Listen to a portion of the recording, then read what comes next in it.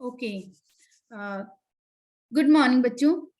आज हम करेंगे मेंडलीव की जो लिमिटेशंस जो हमने लास्ट टाइम की थी उसको रिवाइज करने के बाद हम जो मॉडर्न पीरियोडिक टेबल है उसके बारे में बात करेंगे। तो मेंडलीव्स की जो हमने क्लासिफिकेशन की थी उसके बाद कुछ बच्चों के अच्छी बात ये है कि जिन बच्चों ने पढ़ा था उनके डाउट्स भी थे और उन्होंने व्हाट्सएप पे वो वाले क्वेश्चंस पूछे भी थे। तो इसीलिए पहले जो जिन बच्चों के जो क्वेश्चंस आए थे पहले उनको आंसर करेंगे। ठीक है, पहले वही वाला टॉपिक एक बार फिर से करवाएंगे, उसके बाद आगे स्टार्ट करेंगे। ठीक है, तो अभी स्टार्ट करते हैं। जब हम किसके बारे में बात कर रहे थे, मेंडलीव्स की मॉडर्न मेंडलीव की पीरियोडिक टेबल के बारे में बात करते थे, तो मैंने आपको एक चीज बताई थी कि जो मेंडलीव था उसने जो अपनी क्लासिफिकेशन दी थी उसने बहुत सारी चीजों को कंसिडर करते हुए लिया था। जैसे मेंडलीव ने क्या लिया था, 63 कार्ड्स लिए थे और 63 कार्ड्स लेके उसने हर एक कार्ड के ऊपर, क्योंकि उस टाइम पे 63 एलिमेंट्स थे, ध्यान से सुनना है, क्या किया उसने, 63 एलिमेंट्स थे उस टाइम पे, तो उसने 63 कार्ड्स लिए और उनको एक दीवार पे चिपका दिया और हर एक कार्ड के ऊपर पर्टिकुलर एलिमेंट का नाम लिखा। जैसे उस टाइम पे सोडियम के बारे में पता था तो सोडियम के बारे में लिख लिया, दूसरे कार्ड पे क्लोरीन के बारे में पता था तो उसके बारे में लिख लिया। फिर उसने क्या किया, इस तरीके से उसने 63 कार्ड्स को पेस्ट किया दीवार के ऊपर और उनके बारे में जितनी इंफॉर्मेशन उसको पता थी, जैसे सोडियम के बारे में उसको उसका वेट पता था तो उसके बारे में उसका वेट लिखा। फिर उसके साथ उसने हाइड्रोजन के साथ रिएक्ट करने के बाद उसने क्या प्रोडक्ट बनाया, जब उसने ऑक्सीजन के साथ रिएक्ट किया सोडियम ने तो उसने क्या प्रोडक्ट बनाया उसको लिख लिया। उसी तरीके से उसने नेक्स्ट एलिमेंट लिया, उसके बारे में उसका मास लिखा, उसकी जो हाइड्रोजन के साथ रिएक्टिविटी लिखी, उसने ऑक्सीजन के साथ रिएक्टिविटी लिखी। इस तरीके से उसने सारे के सारे एलिमेंट्स 63 के 63 एलिमेंट्स को पहले इस तरीके से लिख लिया और उनकी सारी प्रॉपर्टीज के बारे में लिखा और सभी की केमिकल प्रॉपर्टीज के बारे में और उनके मासेस के बारे में इंफॉर्मेशन लिख ली।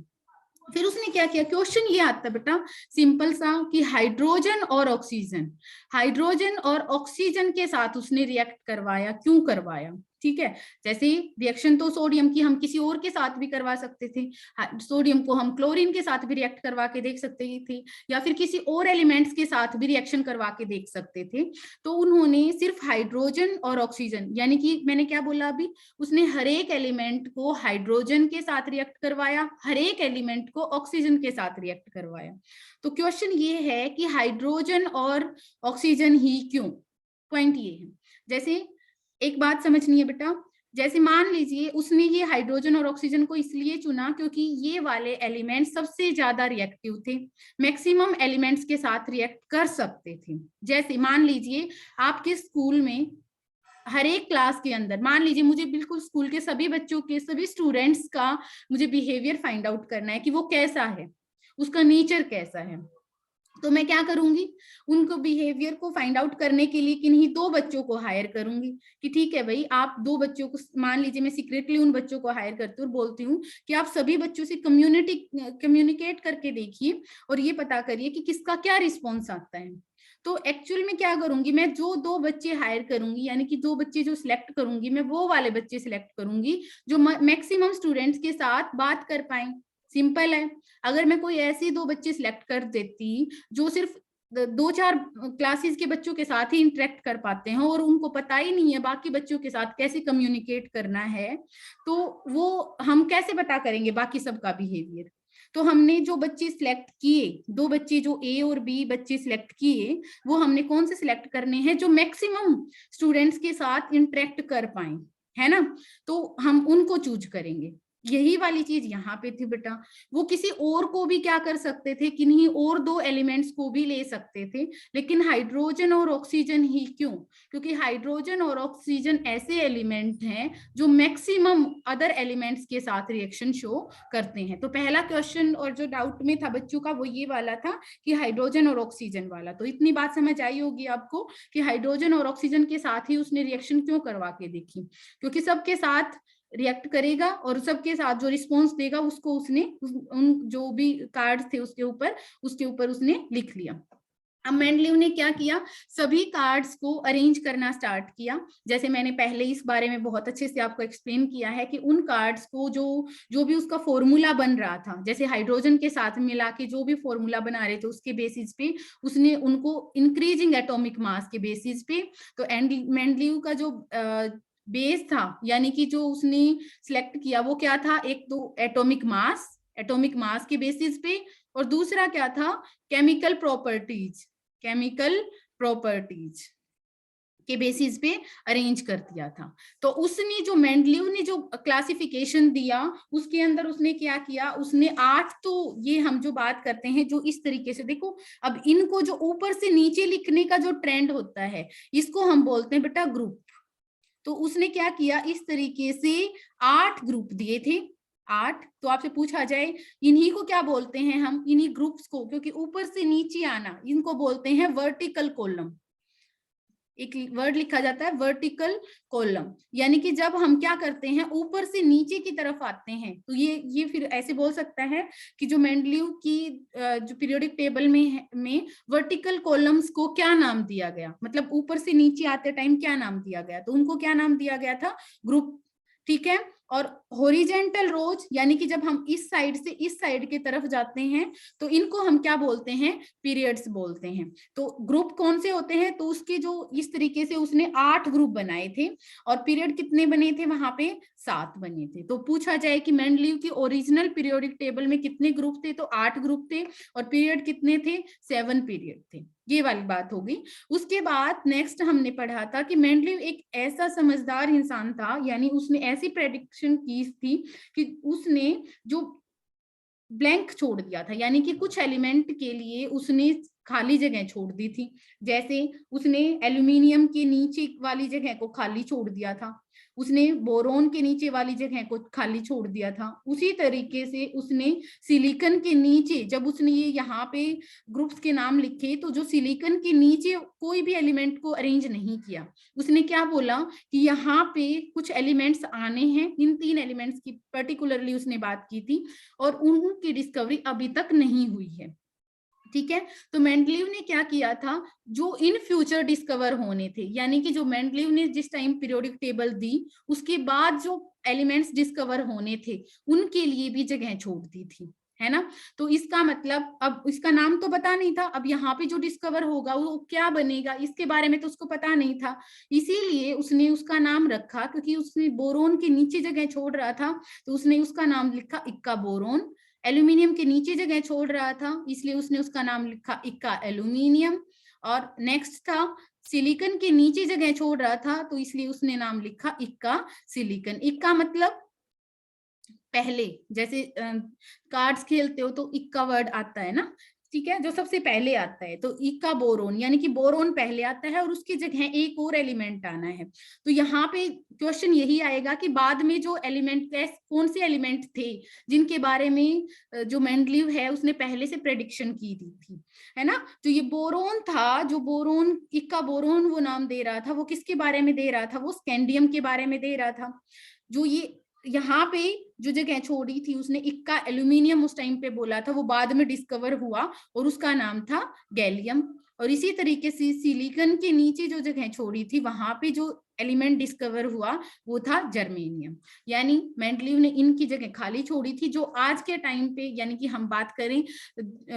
हम ऐसे बात कर सकते हैं कि जो बाद में जो मॉडर्न पीरियोडिक टेबल आई उसके अंदर ये वाले जो एलिमेंट्स थे वो कौन कौन से निकले, जिसको इक्का बोरोन बोला था उसने, उसको वो स्कैंडियम था, जिसके बारे में इक्का एल्यूमिनियम बोला था वो गैलियम था, और जिसके बारे में उसने इक्का सिलिकॉन बोला वो जर्मेनियम था। ठीक है। तो ये पूछेगा आपसे कि या फिर ऐसे पूछ सकता है कि गैलियम को उसने क्या नाम दिया था।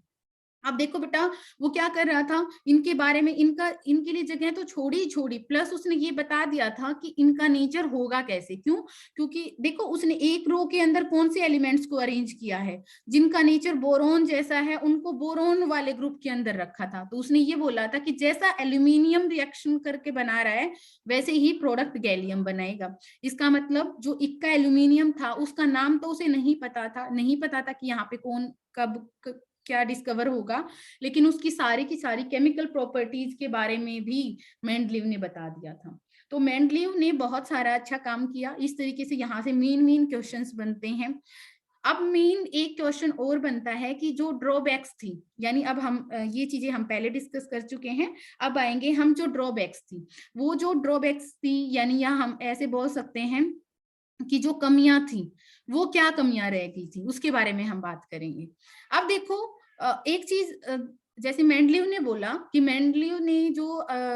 अरेंजमेंट की थी वो किसके बेसिस पे की थी, मासेस के बेसिस पे की थी, कि increasing order of atomic mass के बेसिस पे उसने जो पीरियोडिक टेबल दी थी। ठीक है, तो एक बात बताइए, जब हम किसके बारे में बात करते हैं, जब हम हाइड्रोजन की बात करते हैं, तो हाइड्रोजन का एटॉमिक नंबर 1 है, उसका जो प्रोटोनियम जो आइसोटॉप होता है वो 1 ही होता है। ड्यूटेरियम के बारे में आपने पढ़ा होगा, आइसोटॉप्स के बारे में आपने पढ़ा होगा। देखो आइसोटॉप्स क्या होते हैं, एटॉमिक नंबर तो सेम होता है लेकिन मास नंबर क्या होता है, डिफरेंट होता है। तो H2,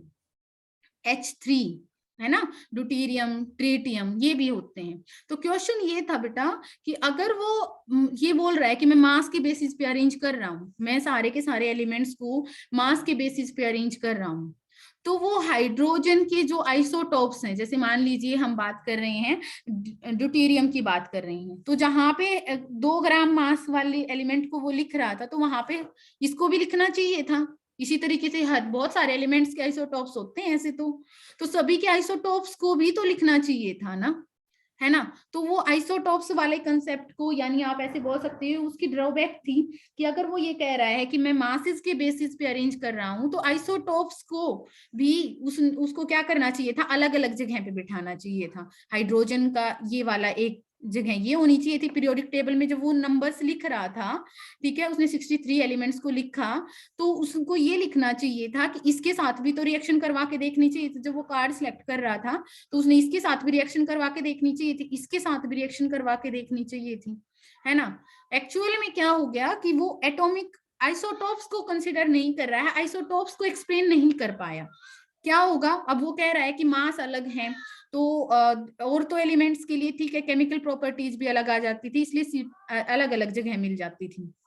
तो यहाँ पे भी तो मास अलग है ना, तो मास को अलग है, मास अगर अलग है, ये 2 और 3 वाला, ये 2 अलग अलग एलिमेंट होने चाहिए फिर तो। और अगर अगर अलग अलग एलिमेंट की तरह बिहेव करेंगे तो इनको यहाँ पे कंसीडर क्यों नहीं किया गया, इनको क्यों नहीं रखा मेंडलीव ने, तो इस चीज की उसके पास एक्सप्लेनेशन नहीं थी, यानी कि आइसोटॉप्स को उसने एक्सप्लेन नहीं किया था। इस चीज को ध्यान रखना है। दूसरा, सेकंड, जब हम ड्रॉबैक के बारे में अगर हम बात करें, तो बात वही रह गई थी, यानी कि वो मास को बोल रहा था, तो मास वाली बात को सब पकड़ के बैठ गए थे कि ठीक है भाई, आप ये कह रहे हो कि हम increasing order of atomic masses के बेसिस पे अरेंज कर रहे हैं, तो आप कोबाल्ट, उसने क्या किया था, उसने अपनी जो पीरियोडिक टेबल है उसमें कोबाल्ट को पहले रखा था और निकल को बाद में रखा था, है ना, क्योंकि कोबाल्ट के नीचे क्या था, रहोडियम था, और निकल के नीचे क्या आ रहा था, पैलेडियम आ रहा था। तो उसने कोबाल्ट को पहले रखा, क्यों, क्योंकि कोबाल्ट की जो प्रॉपर्टीज थी, जो फॉर्मूले थे, वो किससे मैच हो रहे थे, रहोडियम से। प्लेटिनम के साथ निकल को रखा क्योंकि उसके फॉर्मूले निकल के साथ, निकल और प्लेटिनम के फॉर्मूले मैच हो रहे थे। लेकिन बेटा उस जो कोबाल्ट का जो मास होता है, देखो ध्यान से लिखना है, कोबाल्ट का जो मास होता है वो होता है 58.9, और जो निकल का जो मास होता है वो होता है 58.7, है ना। तो जब वो ये कह रहा है कि मैं atomic increasing order of atomic masses के बेसिस पे लिख रहा हूं, तो पहले निकल को तो यहाँ पे रखो, यानी कि निकल को यहाँ रखो रहोडियम के ऊपर, और कोबाल्ट को यहाँ रखो यहाँ पे, ये लिखना चाहिए था, क्योंकि ये पहले लिखना चाहिए था और ये बाद में लिखना चाहिए था। लेकिन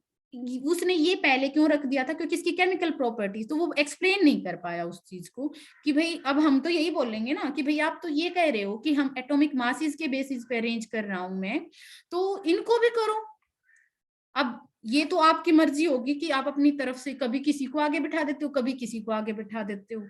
तो इस चीज को वो एक्सप्लेन नहीं कर पाया था, यानी कि वो इसकी लिमिटेशन थी कि वो कई जगह पे एटॉमिक मासेस को भी नेग्लेक्ट करता था। क्यों करता था, क्यों बेटा, क्योंकि इसकी प्रॉपर्टीज के बेसिस पे बिठा देता था वो,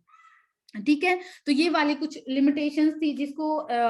एक्सप्लेन नहीं कर पाया। थर्ड जो पॉइंट है वो हाइड्रोजन की पोजीशन के बारे में भी वो क्या नहीं कर पाया था। हाइड्रोजन तो मॉडर्न पीरियोडिक टेबल में भी ड्रॉबैक्स में आएगा, आगे एक्सप्लेन करेंगे कि हाइड्रोजन की जो पोजीशंस है वो भी फिक्स नहीं कर पाया कि किस बेसिस पे वो यहाँ पे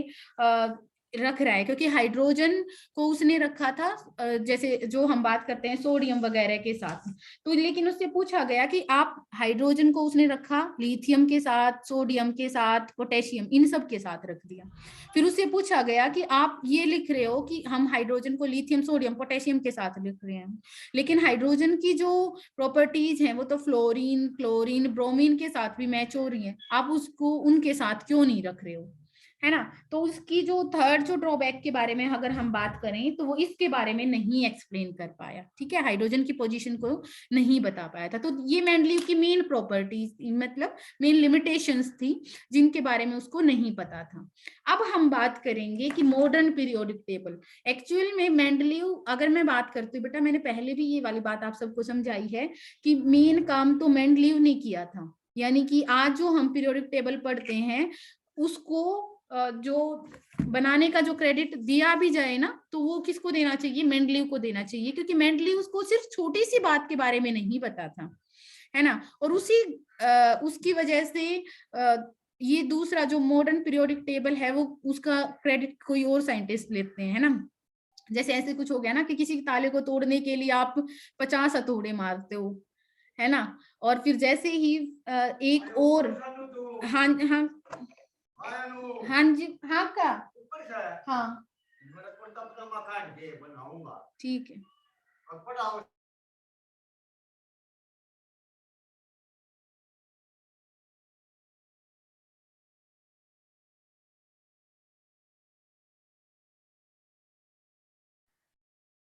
तो हम यहाँ पे किसके बारे में बात करते हैं,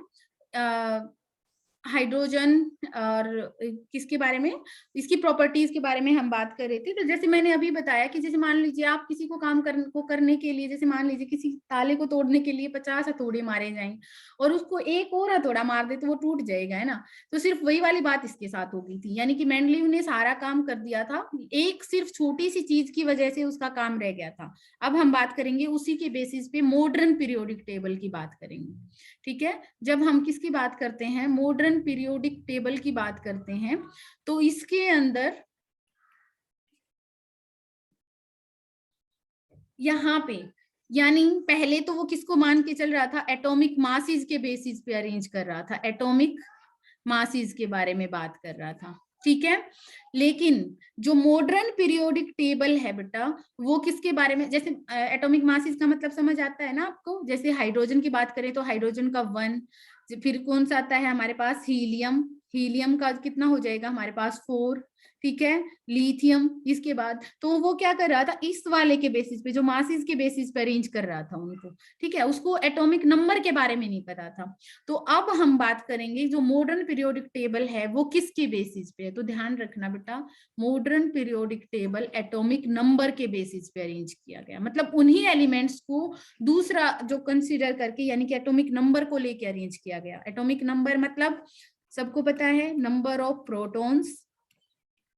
या फिर जितने नंबर ऑफ प्रोटॉन्स होते हैं उतने ही क्या होते हैं, नंबर ऑफ इलेक्ट्रॉन्स होते हैं, ठीक है। तो नंबर ऑफ प्रोटॉन्स या फिर क्या बोल सकते हो आप, नंबर ऑफ इलेक्ट्रॉन्स के बेसिस पे अरेंज किया गया मॉडर्न पीरियोडिक टेबल के अंदर। तो जितनी भी जो कमियां थी ना वो सारी की सारी मेंडलीव की जो पीरियोडिक टेबल में जो भी लिमिटेशंस थी वो सारी की सारी क्लियर हो जाएंगी यहाँ पे। जैसे सबसे पहली लिमिटेशन क्या थी, जैसे अगर मान लो हम पीरियोडिक टेबल को, मॉडर्न पीरियोडिक टेबल की बात करें तो हम कैसे लिखते हैं, यहाँ पे 1 हाइड्रोजन, फिर आ जाएगा helium, lithium, beryllium, boron, carbon, nitrogen, oxygen,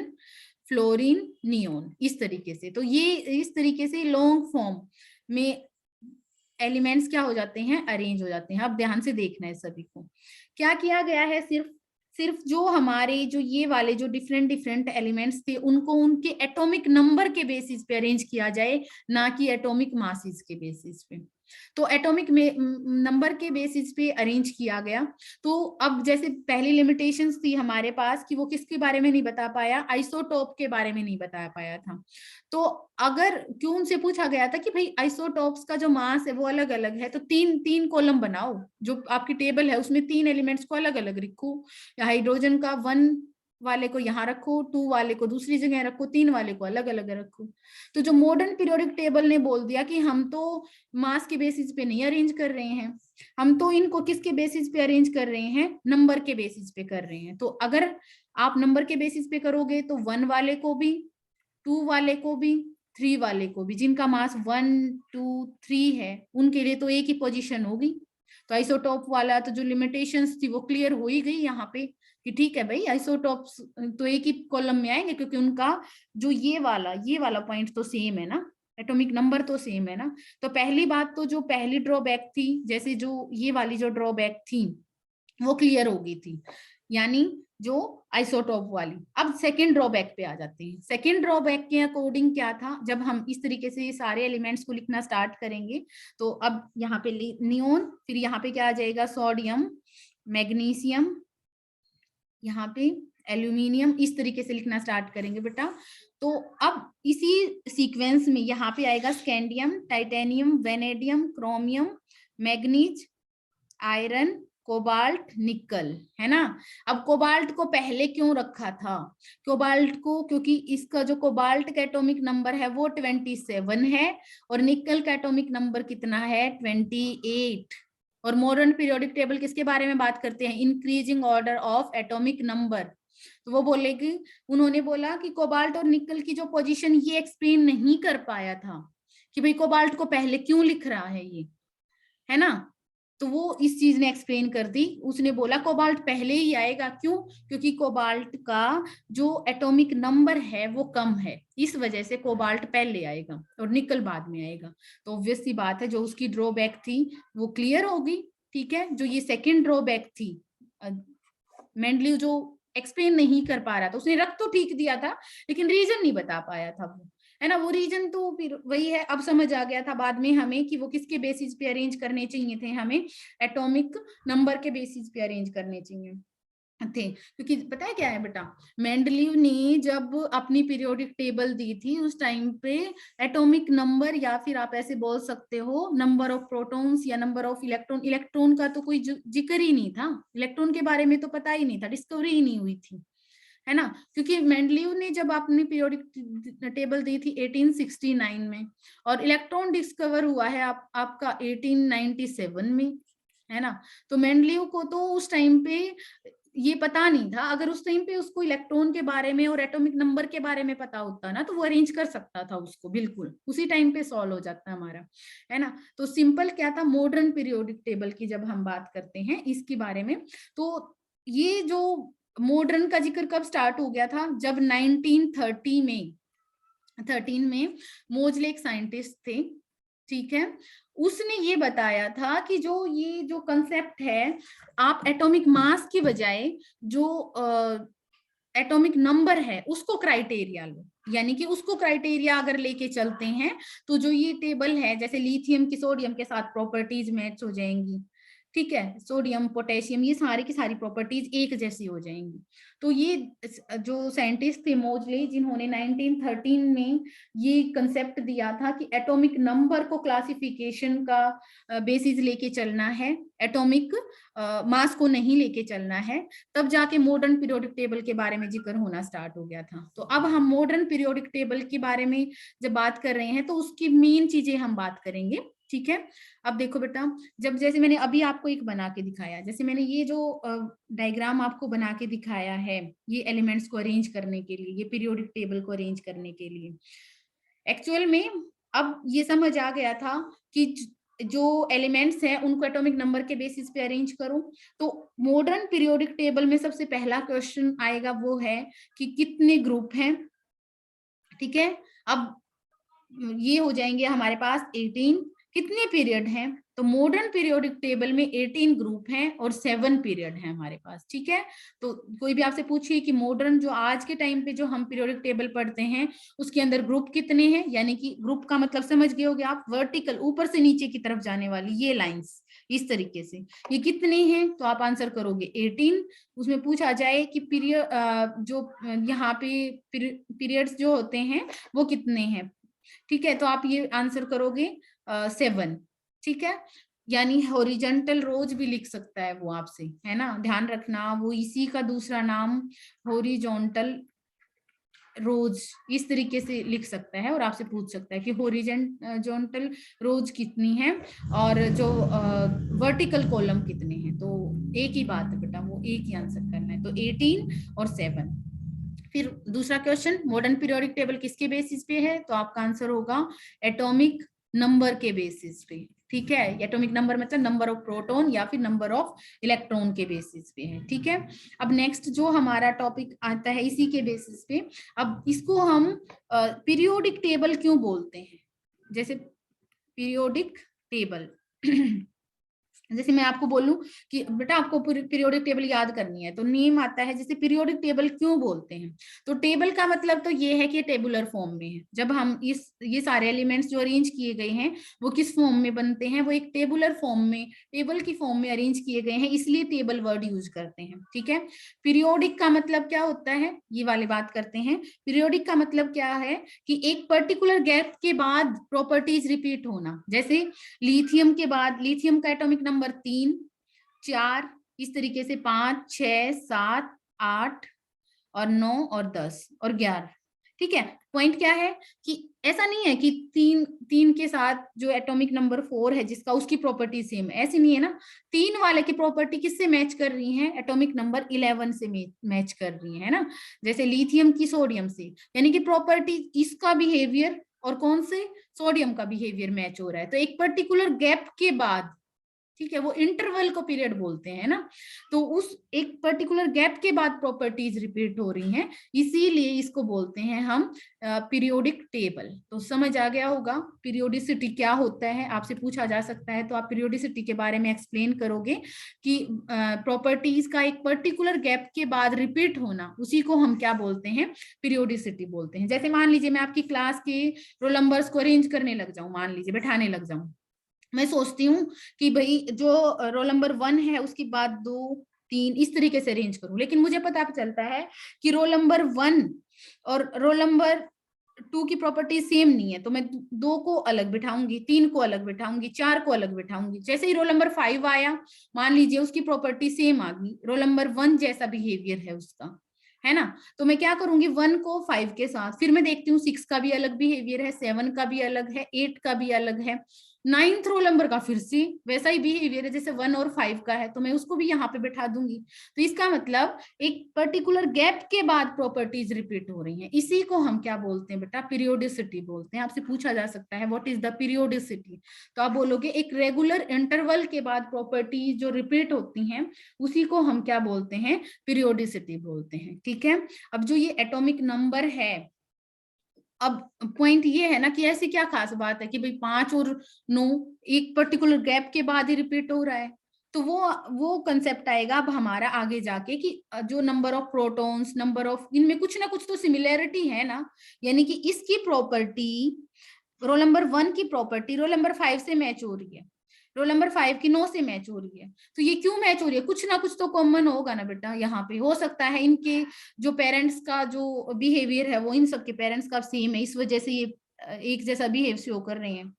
कुछ तो कॉमन होगा ना। हो सकता है इन सबको मैथ्स में इंटरेस्ट है, इस वजह से ये एक जैसा बिहेवियर शो कर रहे हैं, इसलिए एक लाइन में हमें बिठाना पड़ गया, तो कुछ तो कॉमन है ना इनके अंदर, तो वही कॉमन चीज हमें अब इनके अंदर ढूंढनी है कि ठीक है ये एटॉमिक नंबर तो 1 वाला, 3 वाला, 11 वाला, ठीक है, ये एक 19 वाला, ये क्यों, इनके अंदर कुछ तो मतलब कॉमन है ना, वो कॉमन चीज क्या है वो हमें ढूंढनी है, जिसकी वजह से इनकी प्रॉपर्टीज एक जैसी हैं, ठीक है। तो वो ऑब्वियसली बात है, वो रिलेटेड किससे है, वो रिलेटेड है एटॉमिक नंबर से, सिंपल है, क्योंकि एटॉमिक नंबर के साथ ही ये रिलेट करेंगे कुछ ना कुछ। तो हम स्टार्ट करेंगे कि इनमें क्या कॉमन है उसके बारे में। तो जैसे मान लीजिए मैंने अभी आपको लिख के दिखाया, हमने लिखा हाइड्रोजन, हाइड्रोजन के एक ही ग्रुप में कौन कौन आ रहा है, हाइड्रोजन, उसके बाद लिथियम, उसके बाद सोडियम, उसके बाद पोटेशियम, उसके बाद क्या मिल रहा है हमें, ठीक है, की रब से याद रुबिडियम, ठीक है, Fr फ्रेंसियम,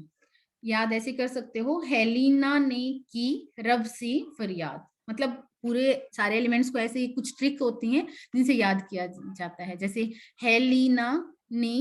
की रब से फरियाद, है ना, ये जस्ट एक एलिमेंट, एक ग्रुप के एटम्स को याद करने के लिए होता है। अब इनमें कुछ ना कुछ तो कॉमन है बेटा, और है वो चीज कॉमन क्या, जैसे आप पहले पढ़ चुके हो, क्या पढ़ते थे, अगर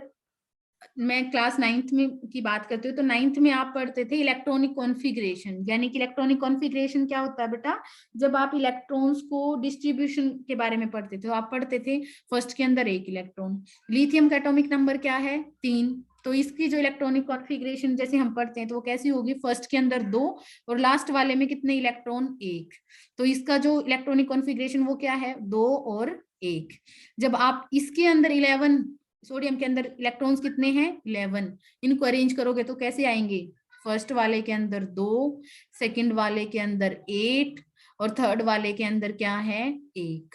है ना, तो क्या लिखा आपने 2 8 1। जब मैं इसके बारे में भरूंगी तो इसकी जब इलेक्ट्रॉनिक कॉन्फ़िगरेशन भरूंगी तो आएगा बेटा 2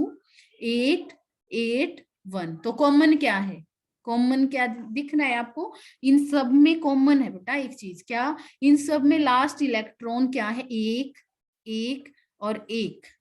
है ना, इसीलिए इसमें भी ऐसे ही लास्ट में 1 इलेक्ट्रॉन आएगा और इसमें भी 1, तो इसका मतलब जो ये सेम प्रॉपर्टीज दिखा रहे हैं वो क्यों दिखा रहे हैं, क्योंकि इनकी जो ये इलेक्ट्रॉनिक कॉन्फ़िगरेशन है ये वैलेंस इलेक्ट्रॉन होते हैं, लास्ट में जो इलेक्ट्रॉन भरे जाते हैं उसको बोलते हैं वैलेंस इलेक्ट्रॉन, वो एक्चुअल में क्या आ रहे हैं बेटा सेम आ रही है, इस वजह से इनकी प्रॉपर्टीज भी सेम है, ठीक है, तो इसका मतलब जो पीरियोडिक फंक्शन है, जो प्रॉपर्टीज है वो किसकी वजह से सेम हो रहे हैं, एटॉमिक नंबर या फिर इलेक्ट्रॉन्स, और एटॉमिक नंबर क्या होता है, एटॉमिक नंबर हमने पढ़ा नंबर ऑफ प्रोटॉन्स या फिर हम इसी को क्या बोलते हैं नंबर ऑफ इलेक्ट्रॉन्स, तो नंबर ऑफ इलेक्ट्रॉन्स की वजह से ये प्रॉपर्टीज क्या हो रही हैं सेम हो रही हैं। तो आज हम इतना करेंगे क्योंकि क्लास ओवर होने वाली है, टाइम ओवर होने वाला है अभी, किसी भी बच्चे को कुछ भी डाउट है तो वो हैंड रेज कर सकता है।